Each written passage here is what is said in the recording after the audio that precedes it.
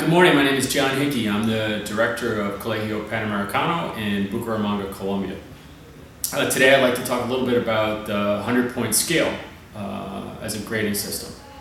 The 100-point scale is ubiquitous in the United States and everybody's familiar with it, but I don't really think people have evaluated its effectiveness to a large enough degree.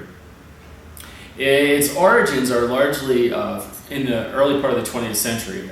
It goes back to the Stanford-Binet intelligence tests that were given recruits in World War I, and not surprisingly, it paralleled with the invention of the multiple choice test at the beginning of the 20th century.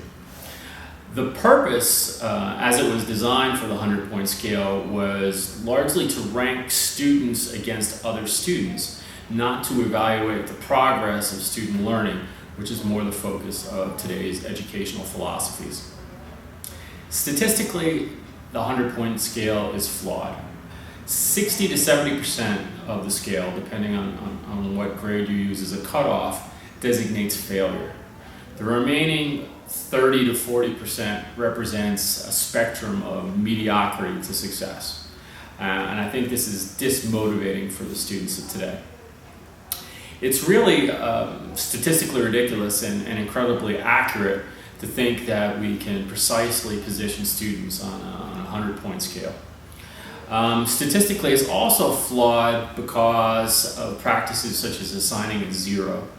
If a zero is assigned to a student on a 100-point scale, it places that student in a statistical hole that is basically impossible for them to remove themselves from, regardless of how their attitude or behavior or performance might change during the course of the year. If you look at it statistically, a zero is 6 times as damaging for the overall grade as the lowest grades on other grading scales, such as a 4-point scale. Furthermore, on the 100-point scale, grades are often used to penalize students for their behavior. Therefore, students can be assigned poor grades for things like being bored, being talkative, or being uncooperative. It's inherently flawed also because every assignment gets a 100-point score, regardless of the complexity, the size, or the type of the assessment. And I think that the modern philosophy of education feels that we should give evaluation and feedbacks that are more helpful to the students rather than a number grade. Current studies in education show that evaluation and assessment is an absolutely vital component of the entire educational process. The purpose of evaluation and assessment should be to show the progress of a student in his or her learning according to the standards that have been adopted by a school or a district. The feedback that evaluation and assessment provides for students is perhaps the most valuable aspect of this process. How can we expect the students of today to get better and to perform better academically unless we can give them specific feedback that tells them what areas they need to reinforce, and also that allows them to celebrate the success on the areas that they do very well? Evaluation and assessment shouldn't be castigatory.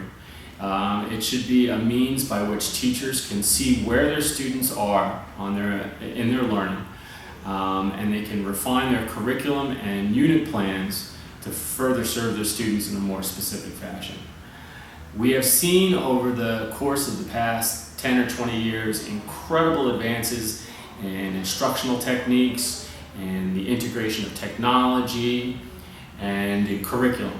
But I think the last step of this process and the last piece of the puzzle that needs to be amended and finely tuned is the evaluation and assessment process. Once this is done effectively, I think it could have a huge impact on the learning of our students.